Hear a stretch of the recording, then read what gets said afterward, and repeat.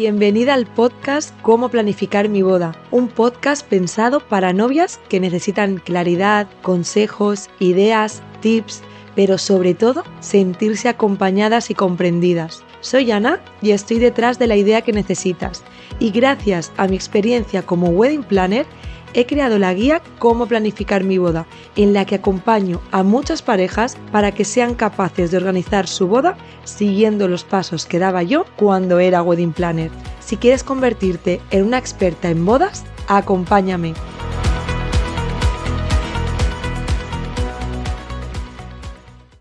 No me puedo creer lo que voy a decir en estos momentos. Primer episodio del podcast. Te prometo que en estos momentos es que tengo la piel de gallina, los ojos llenos de lágrimas. Ya me irás conociendo, soy una persona muy emocional, que le pongo mucha piel, mucho amor y mucho cariño a cada proyecto que tengo. Y realmente el podcast es algo que me hace muchísima ilusión. Así que, en primer lugar, solo puedo darte las gracias por estar aquí escuchándome y acompañándome en un proyecto más. No sé si me acabas de conocer, si vienes desde mis redes sociales, aún así, sea como sea, bienvenida, bienvenido. Disculparme de verdad si hablo siempre en femenino, porque al final mi público mayoritario son mujeres, son novias. Entonces, si has caído en este podcast y eres hombre, eres muy bienvenido también. Este es un podcast sobre bodas, ya te lo he dicho en la introducción, y vas a tener muchísimas cosas que te van a venir de maravilla para organizar tu boda si estás en ese proceso, porque yo ya lo sé, es un momento de altibajos, de alegrías, de penas, de agobios, de emoción, de querer contar y hablar todo el rato de la boda, pero a la vez no lo quiero hacer porque puedo aburrir a mi gente. Te entiendo, así que has caído en un sitio perfecto donde te vas a sentir muy entendida, muy arropada y muy querida, porque ya te digo que solo por estar aquí te quiero, te adoro y te agradezco que me estés escuchando. Aunque es un podcast de bodas, quiero empezar desde el principio. Yo no sé lo que me pasa, pero cada vez que escucho a un podcast o que sigo a alguien en redes, siempre me gusta saber qué hay detrás de esa persona. O sea, qué hay realmente de el por qué ha empezado, quién es esa persona, cómo es. Entonces, creo que lo mejor es que también empiece yo desde el principio. A mí también me pasa incluso que en estos momentos estoy pensando, jolín, Ana, ¿cómo serán esas personas que te estarán escuchando en estos momentos? ¿Cuánto tiempo les quedará para la boda?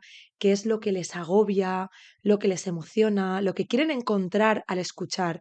Desde ya te doy, vamos, toda la confianza del mundo para que puedas escribirme desde Instagram, por ejemplo, para decirme, oye, Ana, me gustaría que hablases de este tema o esto me preocupa porque de verdad que aquí estoy para ayudaros el máximo posible, y la máxima gratitud que puedo recibir yo al hacer este podcast es poder hacer contenido que os pueda ayudar totalmente. Pues dicho todo esto, vamos a empezar conmigo desde el principio para que sepáis un poco cómo soy, quién soy, de dónde vengo y así entender un poco el porqué de lo que hago y de mi proyecto.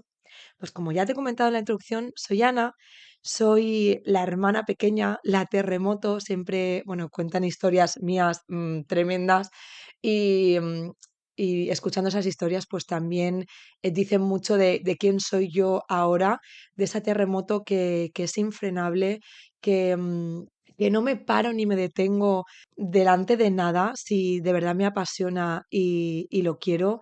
Y soy súper guerrera desde el principio, vamos, desde lo que me han contado desde pequeña y también lo soy ahora. Soy una persona que aún con miedo intento hacer las cosas porque me gusta vivirlo todo al máximo.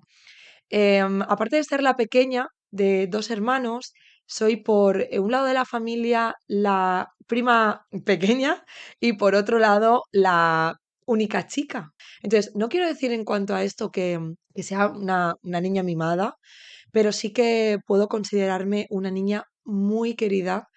Em, es que me emociona, bueno, ya sabréis que soy una persona súper emocional, pero es que realmente me siento así, tanto por parte de mi familia como por mis amigos.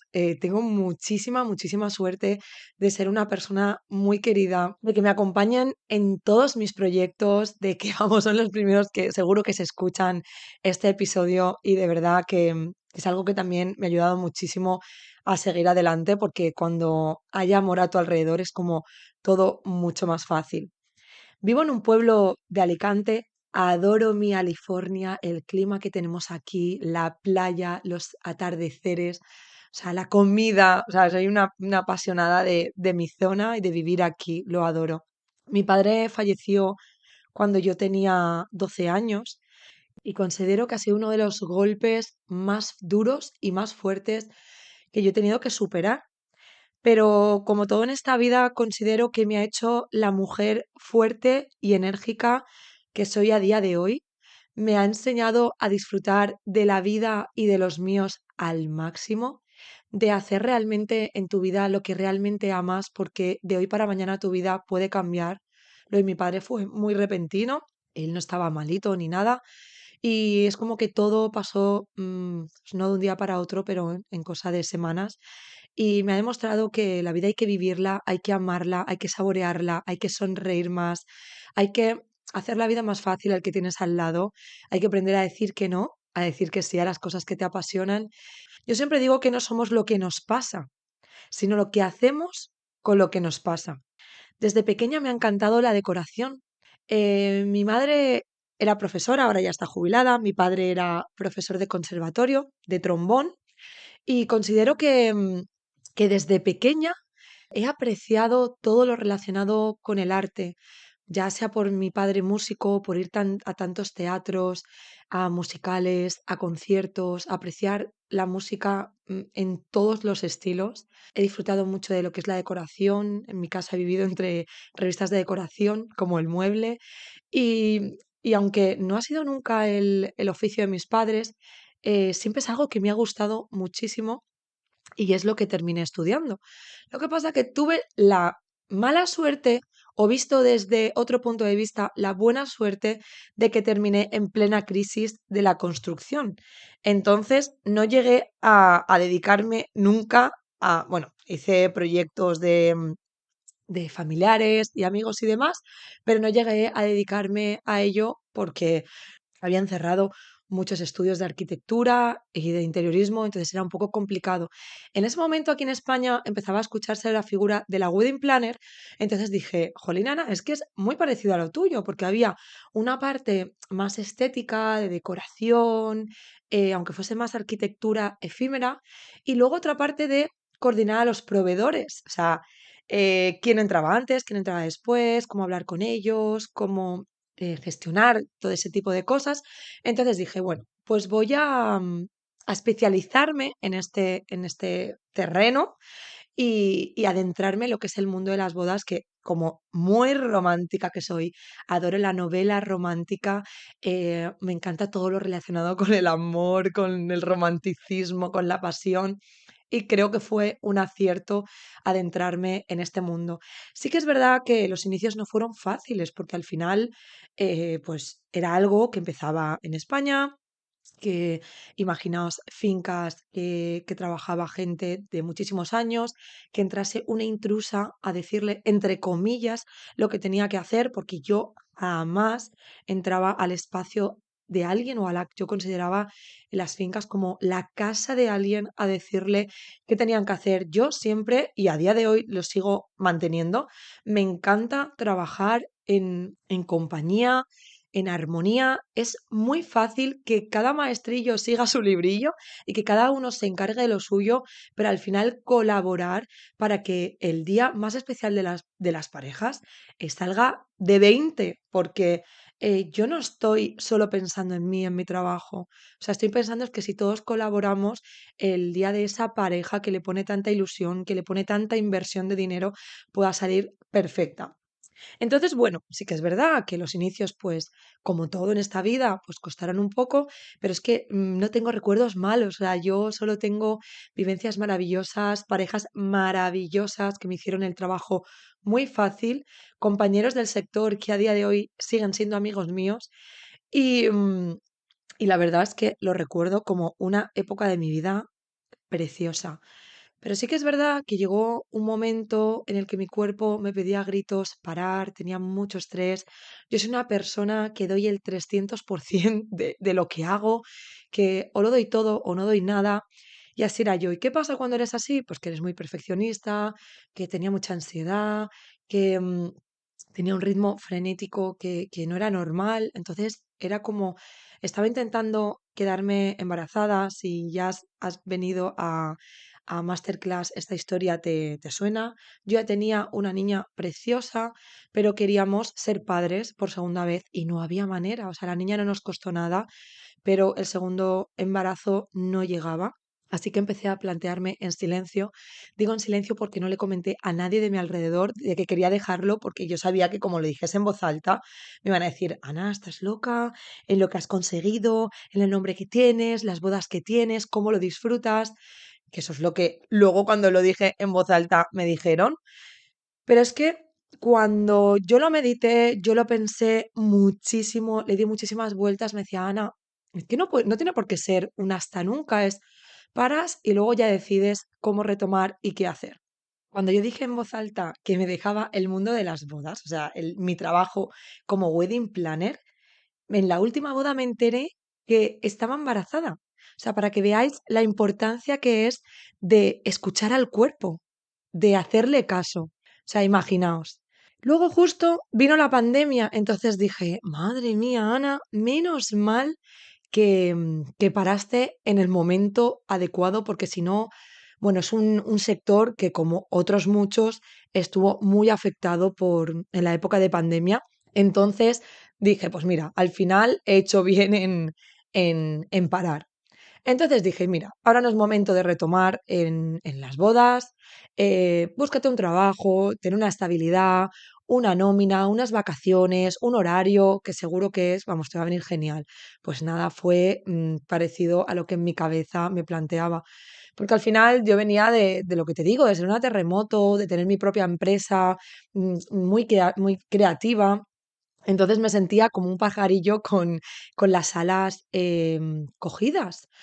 Sí que es verdad que estuve súper contenta esos 2 años y medio que aguanté.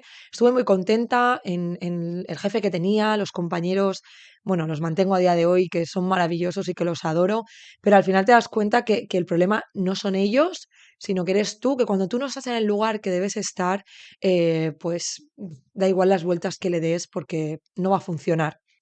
Así que nada, que desde ese momento que yo hice el parón de las bodas, no dejé de recibir solicitudes de presupuesto de gente desconocida y de novias mías, de se casa mi hermana, vas a volver, ya has vuelto, o a lo mejor amigos. Y claro, pues como he dicho antes, si yo no te doy el 200%, 300%, pues es que no lo voy a hacer. Entonces las rechazaba y decía que no.